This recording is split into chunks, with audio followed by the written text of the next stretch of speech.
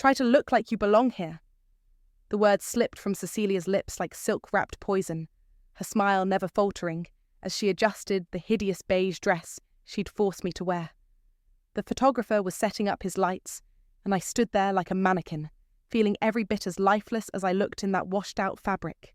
My name is Gemma, and I've been married into the Duncan family for 3 years now. 3 years of learning that money can't buy class, but it can certainly buy the illusion of it. "Gemma, darling, could you move just a touch to the left?" Cecilia's voice carried that particular tone she reserved for me, sweet enough for witnesses, sharp enough to draw blood. "We want the family to look cohesive." I shifted slightly, catching my reflection in the ornate mirror behind the photographer. The dress made me look like I was dying from the inside out, which, honestly, wasn't far from the truth. "Mum, maybe we should let Gemma wear something with more colour," Cruz suggested half-heartedly from his position beside his father. My husband had perfected the art of token resistance, just enough to claim he tried, never enough to actually change anything. "Nonsense!" Cecilia waved him off. "This shade complements the family palette perfectly. We can't have anyone standing out inappropriately." Patricia, Cruz's aunt, let out a bark of laughter from her chair in the corner. "Well, she certainly won't be standing out in that. Looks positively ghostly, doesn't she?" The photographer cleared his throat. "Shall we begin? The light is perfect right now." For the next hour, I smiled on command. I tilted my head when directed. I pretended to be the grateful daughter-in-law who'd married up, who should be thankful for every crumb of acceptance thrown my way. "Beautiful," the photographer murmured, clicking away. "Mrs. Duncan, your expression is lovely, very serene." Serene. That was one word for it. When the session finally ended, I watched Cecilia examine the camera's preview screen with the photographer, pointing and whispering suggestions. She was in her element, controlling every detail, orchestrating every moment. "The family portrait will be the centerpiece of our anniversary celebration," she told him. 40 years of marriage deserves something truly spectacular, something that captures our legacy." Legacy, her favourite word. As if cruelty could be inherited like jewellery. The photographer, Garrett, I think his name was, nodded professionally. "I'll have the preliminary shots ready by tomorrow. The final portrait should be completed well before your event." As everyone dispersed, chattering about party preparations and guest lists, I lingered behind. Garrett was packing up his equipment with methodical precision. "Excuse me," I said quietly. He looked up, surprised. "Yes, Mrs. Duncan? It's just Gemma, and I was wondering—" I glanced around to make sure we were alone. "Do you do any custom work? Additions to portraits, I mean?" His eyebrows raised slightly. "What kind of additions?" I pulled an envelope from my purse, one I'd prepared that morning after Cecilia's latest humiliation. Inside was cash, and a photograph I'd found tucked away in Morgan's old desk. A photograph of a young woman wearing a distinctive silver locket. I want something added, small, almost invisible, but unforgettable. Garrett studied the photograph, then looked at me with new interest. "This is delicate work you're requesting." "I can pay well for delicate work." He was quiet for a long moment, then slipped the envelope into his jacket. "I'll need to think about this. The artistic integrity of the piece is important to me." "Of course, but sometimes the most important truths are the ones hidden in plain sight. Don't you think?" A slow smile spread across his face. "You know what? You're absolutely right. I'll be in touch." As I walked back toward the house, I could hear Cecilia's voice drifting from the parlour, already planning seating arrangements and menu details. She was so confident in her control, so certain that her perfect world would remain untouchable. But every perfect world has its shadows, and sometimes those shadows have stories to tell. I smoothed down the awful beige dress one last time and went inside to play the grateful daughter-in-law. After all, I had an anniversary party to help plan. The call came at midnight, 3 days after the portrait session. "Gemma, it's Mara." I sat up in bed, glancing at Cruz, who was dead asleep beside me. Mara never called. Cruz's younger sister had been effectively banished from the family 2 years ago after what Cecilia called her little rebellion phase. Mara, is everything okay? I heard about the anniversary party and the portrait. Her voice was tight. We need to talk. It's midnight. Tomorrow, coffee shop on 5th Street, the one with the terrible jazz music. 10 a.m. The line went dead. I stared at the phone, my heart racing. How did she even know about the portrait? The next morning, I found Mara hunched over a corner table, her dark hair falling like a curtain around her face. She looked up when I approached, and I was struck by how much she resembled Cruz, if Cruz had ever looked genuinely angry about anything. You came, she said. You sounded urgent. I slid into the seat across from her. How did you know about... I have my sources. Nicole can't keep her mouth shut when she's had wine. Mara's smile was bitter. She loves bragging about family events I'm not invited to. The waitress appeared, and I ordered coffee I didn't want. Mara waited until we were alone again. Tell me about the portrait, she said. What about it? Don't play dumb. I know you, Gemma. You've been taking Cecilia's crap for 3 years with that polite smile, but something's changed. Nicole mentioned you stayed behind to talk to the photographer. I studied her face. Why do you care? Mara leaned forward. Because I've been waiting for someone to finally fight back, and because I think I know what you're planning. She pulled out her phone and showed me a photograph. Old, slightly faded. A young woman with kind eyes and a silver locket around her neck. Her name was Evelyn Harper, Mara said quietly. She was Dad's first love, before Cecilia. My coffee arrived, but I ignored it. How do you... Because she's my mother. The words hit like a physical blow. I stared at her, then at the photograph, seeing the resemblance I'd somehow missed before.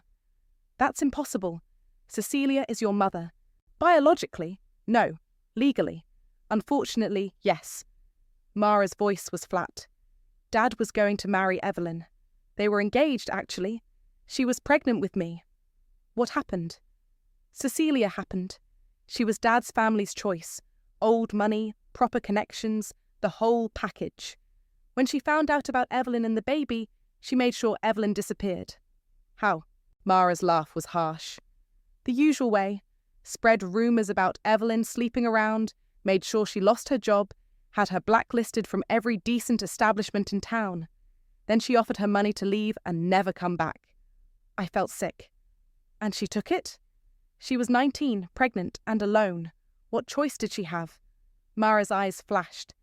Cecilia made sure Dad never found out about the money, told him Evelyn had run off with someone else, that she never really loved him. But you... Cecilia adopted me when I was 6 months old, told everyone I was a distant relative's child she'd taken in out of charity. Dad never questioned it. I looked enough like him, and Cecilia had destroyed every trace of Evelyn's existence. The jazz music seemed too loud suddenly. I pushed my untouched coffee away. How did you find out?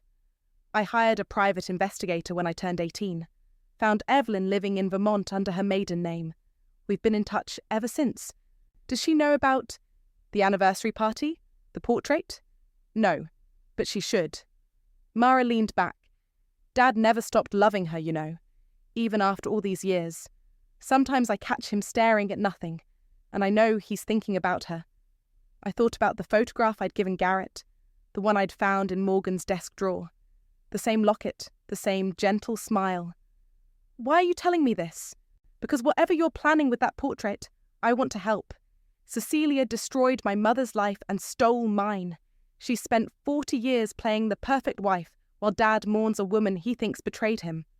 Mara reached across the table and grabbed my hand. It's time for the truth to come out, don't you think? I squeezed her fingers, feeling something shift inside my chest. I wasn't alone in this anymore. Yes, I said quietly. I think it is. The flowers are all wrong.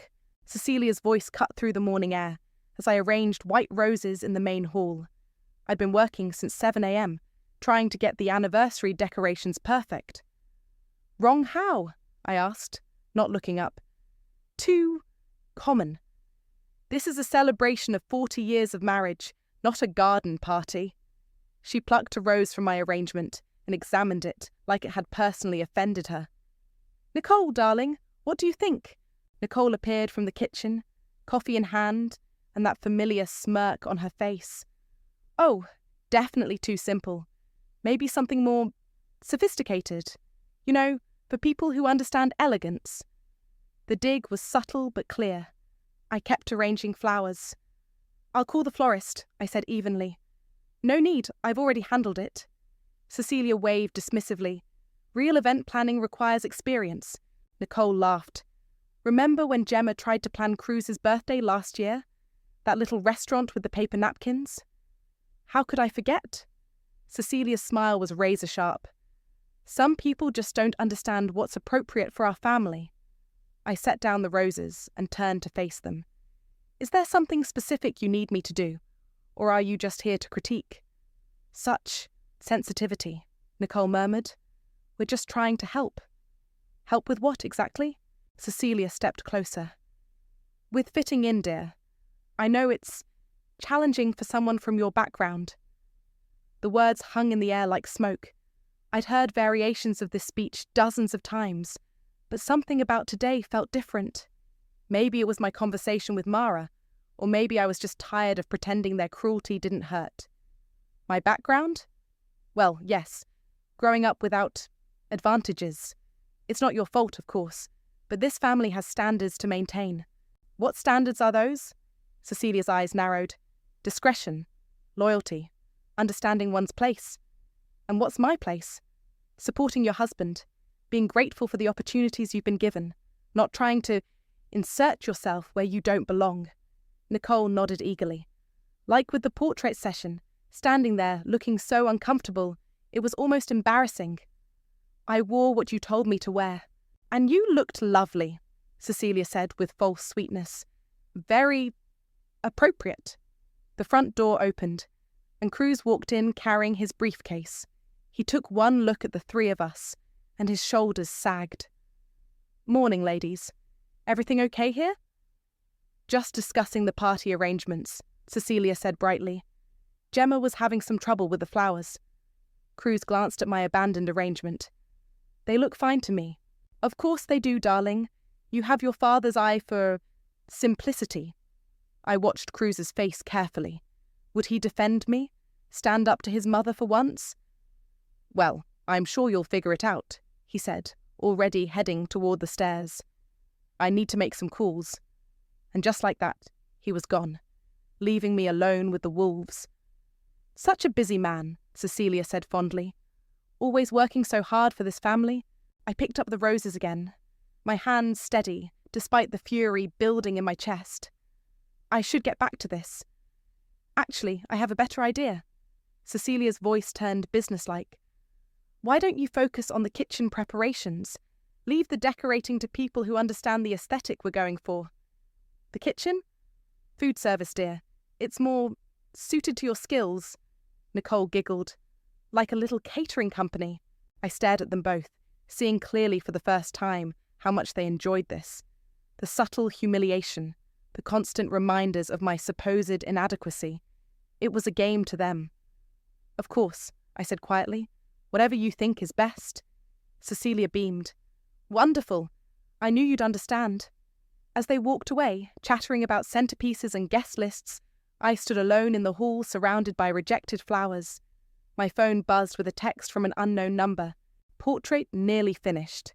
The addition is perfect, subtle but unmistakable. G. Garrett. I deleted the message and slipped the phone back into my pocket. 20 minutes later, I was in my car, driving toward his studio. I'd told Cecilia I was going to the grocery store, a lie that felt deliciously rebellious. Garrett's studio was in an old warehouse district, all exposed brick and industrial windows. He answered the door with paint-stained fingers. I wasn't expecting you, he said. I need to see it. He hesitated, then stepped aside. It's not completely dry yet. The portrait stood on an easel in the center of the room, covered by a cloth. Garrett pulled it away with the flourish of a magician. My breath caught. The painting was beautiful, technically perfect, every detail rendered with photographic precision. But there, in the shadow behind Cecilia's left shoulder, barely visible unless you knew to look for it, was the silver locket, Evelyn's locket. It's perfect, I whispered. The question is, Garrett said quietly, are you sure you want to go through with this? I stared at Cecilia's painted face, her satisfied smile, her air of complete control. Yes, I said, I'm sure. The portrait arrived on a Tuesday, delivered by two men in white gloves who handled it like the Mona Lisa. Cecilia supervised every step, directing them to hang it in the main parlour where it would be the focal point of Saturday's party. Magnificent, she breathed, stepping back to admire it. Absolutely magnificent. I stood behind her, studying the painting with new eyes. The locket was there, exactly as Garrett had promised, a shadow within shadows, invisible unless you knew its significance. It really captures the family beautifully, I said. Yes, it does. Cecilia's voice was smug. 40 years of building something worthwhile, something lasting. Morgan walked in, coffee mug in hand, and stopped short when he saw the portrait. His face went pale. What do you think, darling? Cecilia asked, not noticing his reaction. Morgan stepped closer, squinting at the painting. His eyes found the shadow behind Cecilia's shoulder and stayed there. It's very detailed, he said slowly. Garrett is incredibly talented. He captures every nuance. Cecilia beamed. I specifically requested that he include all the meaningful elements of our life together. Meaningful elements, Morgan repeated, still staring. Are you feeling all right? I asked him. You look a bit pale. I'm fine. He shook his head and walked away quickly, leaving his coffee behind. Cecilia frowned. He's been acting strange lately. Probably just pre-party nerves. That evening, Cruz found me in the kitchen going over catering lists. He looked exhausted. Long day? I asked. The longest. He loosened his tie and sat across from me. Mum's been calling me every hour with party updates. Nicole's having a meltdown about her dress. Dad's locked himself in his study. Your father seemed upset about something earlier. When isn't he upset about something? Cruz rubbed his temples. Sometimes I think this family thrives on drama. Maybe that's because some people create it. He looked at me sharply. What's that supposed to mean? Nothing. Just an observation. Gemma, I know you and Mom don't always see eye to eye, but she's trying. This party means everything to her. I know it does. She just wants everything to be perfect. Can you try to, meet her halfway? I stared at him. Meet her halfway? Cruz? She had me arranging flowers this morning, just so she could tell me they were wrong. Then she banished me to kitchen duty because I'm apparently too common for decorating. She didn't mean it like that. How did she mean it? He was quiet for a long moment. She's protective of the family image. You know that. And what am I? A threat to the family image? Of course not. But you have to admit, you don't always fit in naturally. The words hit like a slap. Fit in naturally? That came out wrong. Did it? Gemma, please. Can we not do this right now? The party is in 4 days, and I just need everyone to get along. I closed the catering folder. Don't worry, I'll play my part. That's not what I meant. But I was already walking away. The next morning, Cecilia cornered me in the dining room where I was polishing silver. I wanted to thank you, she said, settling into a chair like a queen holding court. For what? For understanding your role in all this. I know it can't be easy, being married into a family with such history, such standards. I kept polishing. It's been educational. I'm sure it has. Her smile was sharp. You know, when Cruz first brought you home, I wasn't sure what to think. You seemed so different from the girls he usually dated. Different how? Well, they came from families we knew, families with similar values, similar backgrounds. She paused. But you've surprised me, Gemma. You've learned to adapt. Adapt? Yes. To understand that some things are more important than personal feelings. Legacy, for instance. Reputation. The greater good of the family. I set down the silver and looked at her directly. And what happens to people who don't adapt? Her smile never wavered. Well, they usually find themselves elsewhere. It's better for everyone that way. Like Mara? The temperature in the room seemed to drop 10 degrees. Mara made her choice, Cecilia said coldly. She chose to be selfish, to put her own desires above family loyalty. What desires were those? Questions that were better left unasked, relationships that were inappropriate. She couldn't understand that some doors should stay closed. Doors to what? Cecilia stood abruptly. I think we've talked enough. The silver looks lovely, by the way. Very thorough work. After she left, I sat alone in the dining room, surrounded by gleaming silver and the weight of her threats. My phone buzzed with a text from Mara. Called Evelyn. She's coming to the party, driving down from Vermont. Time to finish this. I stared at the message, my heart pounding. Saturday was 3 days away.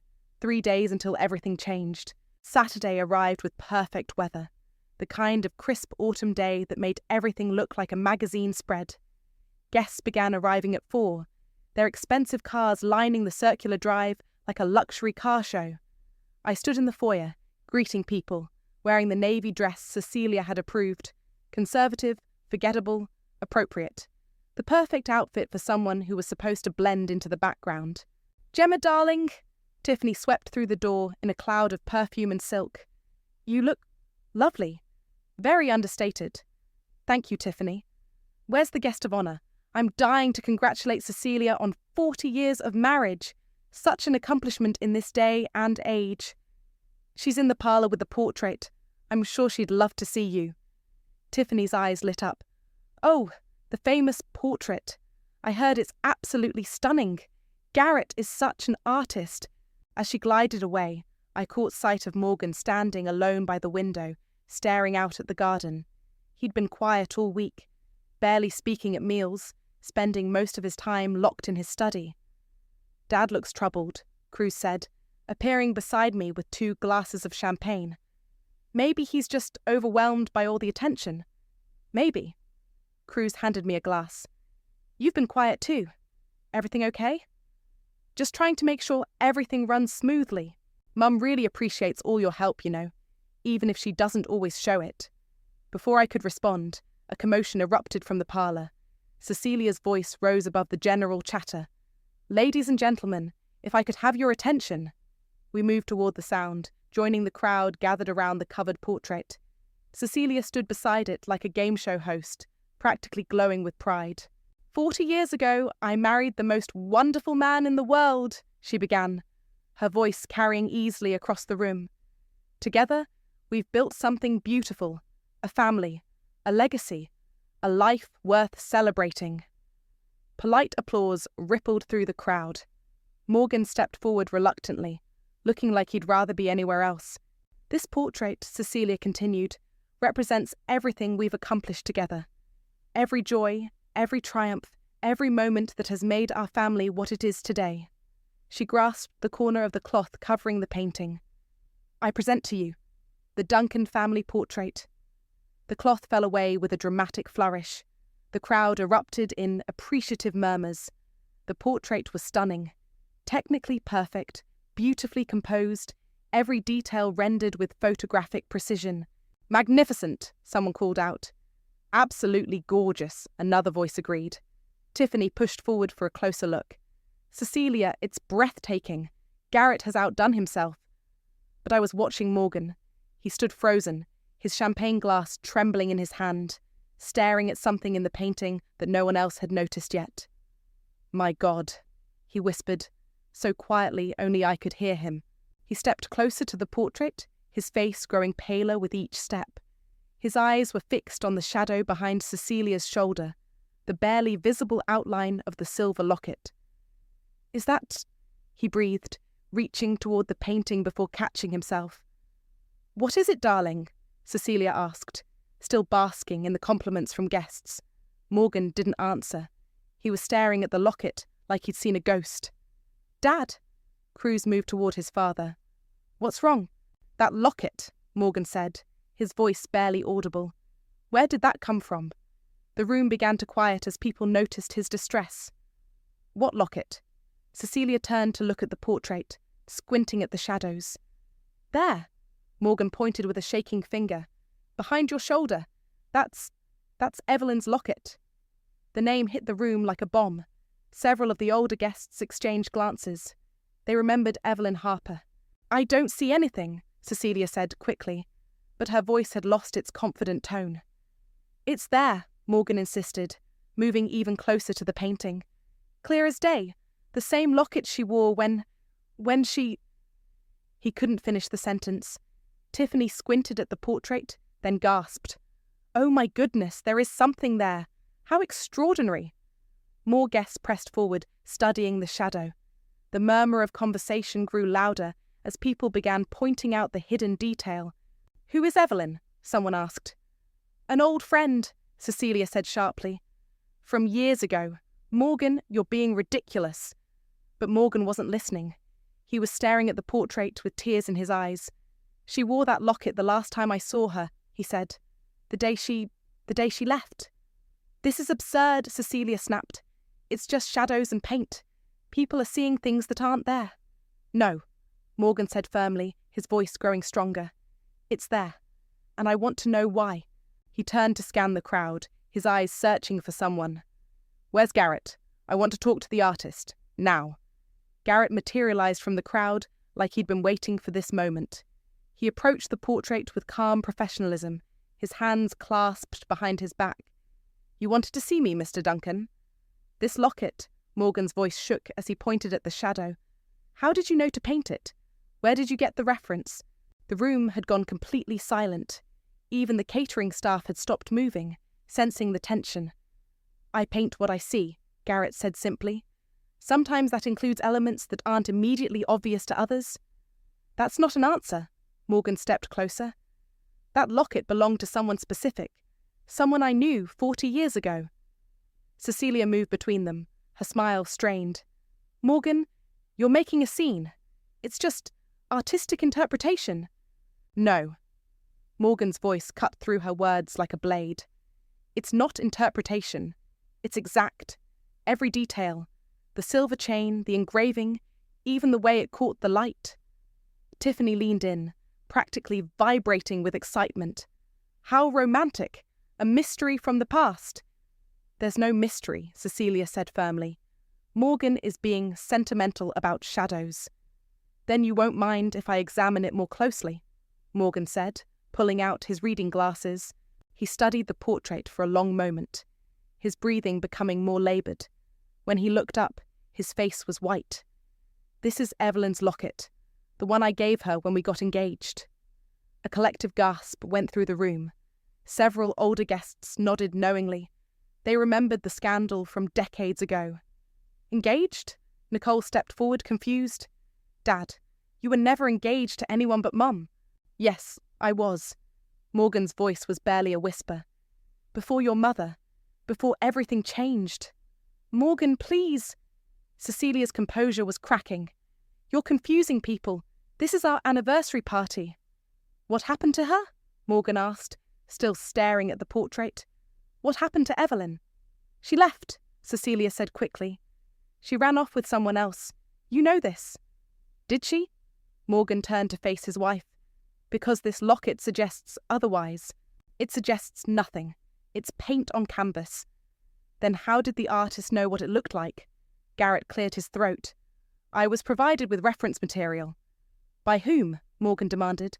"I'm not at liberty to—" "By me." The voice came from the back of the room. Everyone turned to see a woman standing in the doorway, tall, elegant, with silver hair and kind eyes. She wore a simple black dress, and around her neck a silver locket identical to the one in the portrait. Morgan's champagne glass slipped from his fingers and shattered on the floor. "Hello, Morgan," Evelyn said quietly. The room erupted in whispers. Tiffany looked like Christmas had come early. "Evelyn?" Morgan's voice broke on her name. "But you left. You chose someone else." "I never chose anyone else." She stepped into the room, her eyes never leaving his face. "I was forced to leave." "That's enough," Cecilia snapped. "Security! This woman is trespassing." "Actually, she's my guest." Mara appeared beside Evelyn, her arm linked through the older woman's. "I invited her." Cruz stared at his sister in shock. "Mara, what are you doing here?" "What I should have done years ago." Mara's voice was steady. Telling the truth. What truth? Morgan asked, though his eyes never left Evelyn. The truth about why she really left, Mara said. The truth about the money. The truth about the threats. What money? Morgan stepped toward them. What threats? Cecilia moved to block his path. This is ridiculous. These people are trying to ruin our celebration with lies and— Show him the letters, Mara said to Evelyn. Evelyn reached into her purse and pulled out a small bundle of papers, yellowed with age. The letters you wrote me, Morgan. The ones where you begged me to come back. The ones where you said you'd never stop looking for me. I never wrote you any letters, Morgan said, confused. No, Evelyn said softly. You didn't. But I didn't know that until recently. She handed the letters to Morgan. His hands shook as he unfolded the first one. This isn't my handwriting, he said after a moment. No, Evelyn agreed. It's not. Morgan looked up at Cecilia, understanding dawning in his eyes. You wrote these. I have no idea what you're talking about, Cecilia said, but her voice lacked conviction. You wrote letters pretending to be me, telling her to stay away, telling her I never wanted to see her again. That's absurd. Morgan read aloud from one of the letters. Evelyn, I found someone better. Someone from my own world. Take the money and disappear. If you truly love me, you'll never contact me again. His voice broke on the last words. I never wrote this, he whispered. I would never have written this. The room was dead silent except for the sound of Cecilia's rapid breathing. Tell him about the baby, Mara said quietly. Morgan's head snapped up. What baby? Evelyn's eyes filled with tears. Our baby, Morgan. The daughter you never knew you had. Morgan staggered backward, like he'd been physically struck. A daughter? Her name is Mara, Evelyn said, her voice breaking. She's standing right beside me. The room exploded. Gasps, whispers, the sound of someone dropping a plate in the kitchen. Morgan's eyes darted between Evelyn and Mara, seeing the resemblance he'd somehow missed for 33 years. That's impossible, Nicole shrieked. Mara is Mom's adopted daughter, from her cousin who died. There was no cousin, Mara said quietly. There never was. Cruz looked like he was going to be sick. Mara, what are you saying? I'm saying Cecilia has been lying to all of you for 40 years. This is insane! Cecilia's voice rose to a near scream. These people are delusional. Morgan, tell them. Tell them about the adoption papers. But Morgan wasn't listening to her. He was staring at Mara with wonder and horror. You're my daughter, he whispered. Yes. And you've known this whole time? Since I was 18. I hired a private investigator. Mara's voice was steady, despite the tears on her cheeks. I found Mom, my real Mum, living in Vermont. She told me everything. Everything? Morgan's voice was barely audible. Evelyn stepped forward. About the threats, about the money, about how she made me sign papers saying I'd never contact you or tell you about the baby. What threats? Morgan demanded, turning to face Cecilia. She said she'd destroy me, Evelyn continued. Ruin my reputation, make sure I never worked again. She said she had connections everywhere, that she could make my life hell. And the money? $50,000 to disappear, to give up the baby and never come back. Tiffany was practically bouncing with excitement. This is better than a soap opera. Shut up, Tiffany, Cruz snapped, then turned to his mother. Mum, please tell me this isn't true. Cecilia's composure finally cracked completely. You don't understand. None of you understand. I saved this family. Saved us from what? Morgan's voice was deadly quiet. From scandal, from disgrace. She was nobody, Morgan. A secretary from the wrong side of town with no family, no connections, no future. She was the woman I loved. Love doesn't pay bills. Love doesn't maintain social standing. Love doesn't build legacies. Cecilia was screaming now, all pretense of dignity gone. I gave you everything, a proper wife, a respectable family, a position in society. You gave me lies. I gave you what you needed, even if you were too stupid to see it. The guests were backing toward the exits, but Tiffany remained glued to her spot, recording everything on her phone. Amara? Morgan's voice shook. What about my daughter? She was better off with us. We could give her opportunities that girl never could have. That girl was her mother. I was her mother, Cecilia shrieked. I raised her, I fed her, I clothed her, I made her into something respectable. Until she started asking questions, Mara said coldly. Then you tried to destroy me too. You were ungrateful, just like her, Cecilia pointed at Evelyn. Always wanting more, always questioning, always making trouble. Morgan looked at his wife like he was seeing her for the first time. 40 years. 40 years of lies. 40 years of building something worthwhile, something that mattered. Built on what? Blackmail? Theft? Destroying innocent people? Built on necessity. Cecilia's face was twisted with rage. You think your precious Evelyn would have given you this life, this house, this position? She would have dragged you down to her level. I would have been happy. You would have been nothing. The words hung in the air like poison. Morgan stared at his wife, then at Evelyn, then at Mara. Get out, he said quietly. What? Cecilia blinked. Get out of my house. Get out of my sight. Get out of my life. Morgan, you can't be serious. This is our home, our anniversary party, our marriage is over. His voice was flat, emotionless. It's been over for 40 years. I just didn't know it. Cecilia looked around the room desperately. Cruz! Nicole! Tell him he's being ridiculous! But Cruz was staring at Mara with tears in his eyes. You're my sister. My real sister. I always was, Mara said softly. Nicole stood frozen, her mouth opening and closing like a fish. This is all your fault! Cecilia suddenly whirled on me, her eyes wild. You did this. You planned this. You ungrateful little... Yes, I said calmly. I did. The room went silent again. I found the photograph in Morgan's desk. I gave it to Garrett. I told him to paint the locket. Cecilia stared at me in shock. Why? Because someone needed to tell the truth, and you sure as hell weren't going to. The aftermath unfolded, like dominoes falling in slow motion. Cecilia left that night with nothing but a suitcase and her car. No dramatic exit, no final speech, just the quiet click of the front door closing behind her. The guests had scattered hours earlier, Tiffany practically vibrating with excitement as she rushed home to spread the news across social media. Morgan sat in his study with Evelyn and Mara, the three of them talking quietly until dawn. I could hear their voices through the walls, 40 years of questions finally getting answers. Cruz found me in the kitchen at sunrise, still in my navy dress, cleaning champagne glasses that didn't need cleaning. The portrait's gone, he said. Gone? Dad took it down, said he never wanted to see it again. He sat across from me, looking exhausted. Funny thing is, I keep thinking about that locket. How many times did I look at that painting and never see it? You weren't looking for it. But you were? I set down the glass I was holding. Yes. How long have you been planning this? Since the day she told me to try to look like I belonged here. Cruz was quiet for a long moment. She was horrible to you. I see that now. Do you? I should have protected you, should have stood up to her. He rubbed his face. I wanted everyone to get along. Some people don't want to get along, Cruz.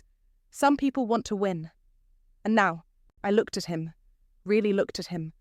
The man I'd married, the man I'd thought would be my partner, my protector, the man who'd chosen peace over justice every single time. Now I think we both know this isn't working. He nodded slowly. I know. I'm not angry with you, I said, and meant it. But I can't be married to someone who won't fight for me. I understand. The divorce papers were filed the following Tuesday. Cruz didn't contest anything. The house, the assets, even the alimony he insisted on paying, despite my protests. Maybe it was guilt, or maybe it was just his way of trying to make things right. Morgan and Evelyn were married in a small ceremony at the courthouse exactly 1 month after the anniversary party. Mara walked her mother down the aisle, and I served as witness. There were no fancy flowers, no elaborate decorations, just two people who'd waited 40 years to be together. Do you think they'll be happy? Mara asked me afterward, as we watched them dance to music from Morgan's phone. I think they'll be honest, I said. Sometimes that's enough. Nicole moved to California to start fresh, though everyone knew she was running from the scandal. The society pages had been brutal. Tiffany had made sure of that. The Duncan family name, once synonymous with respectability, was now associated with lies and betrayal. I kept the house, Cruz insisted, saying it was the least he could do. I thought about selling it, but something made me stay. Maybe it was stubbornness, or maybe I just liked the idea of the woman they'd tried to erase living in their perfect home. Cecilia tried to come back once, about 6 weeks after the party. I was in the garden when she pulled up in a rental car, looking older and smaller than I remembered. "I want to talk to Morgan," she said. "He's not here." "When will he be back?" "He won't. He doesn't live here anymore." She stared at the house like she was seeing it for the first time. This was supposed to be my legacy. Legacies built on lies don't last. "You destroyed everything." "No," I said quietly. "I just stopped pretending." She left without another word. I never saw her again. The portrait ended up in Garrett's studio, propped against a wall like an abandoned thought. When I went to pay his final invoice, he offered to paint over it, create something new. "No," I said, studying Cecilia's painted smile one last time. "Leave it exactly as it is. Sometimes the truth needs to be preserved, even when it's ugly." "What about the locket?" "Especially the locket." I drove home through streets lined with autumn leaves, past houses where other families were probably sitting down to dinner, playing their own games of pretense and politeness. The Duncan house stood empty when I arrived, but it didn't feel lonely anymore. It felt honest. I made myself tea and sat in the parlour where the portrait used to hang. The wall showed a pale rectangle where it had been, a ghost of the lie that had ruled this family for 40 years. Funny how something framed to last forever only needed one shadow to tell the truth.